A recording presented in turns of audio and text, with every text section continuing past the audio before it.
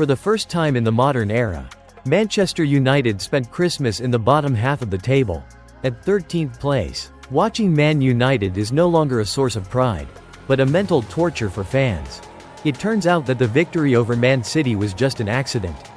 So the question is, how long will this nightmare last? The dark days of a great team seem to have no end. Manchester United, the symbol of English football, is currently in crisis.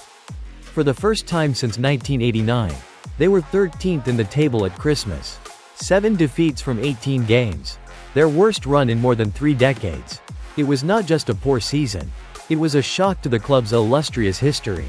Worse still, the numbers and performances on the pitch only deepened the disappointment. 6 consecutive games where opponents have opened the scoring. 17 goals conceded from set pieces in 2024, the worst in the club's Premier League history. A combination of defensive lapses, poor mentality and tactical errors have dragged Manchester United into the abyss. They used to be a team that every opponent feared, but now they are easily exploited by the likes of Bournemouth, Nottingham Forest and Arsenal. The 0-3 defeat to Bournemouth at Old Trafford was a huge blow to Mnuchin's pride. The home team had more possession, creating an expected goals index of 2.66, far above Bournemouth's 1.40. But the final result was 0 goals and 3 goals conceded. Dean Huyeson's header from a set piece was a typical example of MU's defensive weakness. More importantly, the attack with Bruno Fernandes, Amad Diallo and Joshua Zirkzee could not take advantage of the opportunities, making the disappointment even deeper.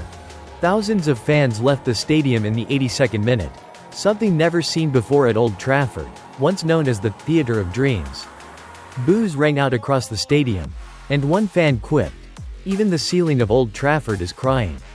The image of fans leaving the stadium was not only a protest but also a clear expression of the loss of faith in the team they once loved. This was not just a defeat, but a demonstration of the team's overall weakness. The defense was disjointed, the attack was lacking in sharpness, and the tactical decisions were controversial. Ruben Amorim, who was expected to bring a breath of fresh air with the 3-4-3 philosophy, is making fans skeptical about his ability, with the players failing to show fighting spirit and the coach losing control. Manchester United is falling into a spiral of crisis with no way out. Bruno Fernandes, the captain, has become the focus of criticism. His inconsistent form, sloppy handling, and failure at set pieces have led many fans to call for him to be stripped of the captaincy. Joshua Zirkzee, the signing who was expected to become a key goalscorer, has been mocked.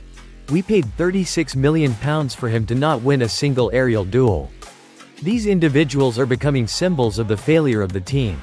Still, there are fans who are optimistic, looking for hope in history.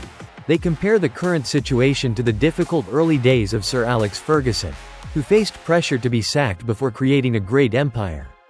But will Ruben Amorim have enough time and patience from the board and fans to do the same? Or will this be the end of what was once a mighty empire? For Mnuchins, the love for the Red Devils is forever. But can that love survive when it is only exchanged for disappointment and heartache?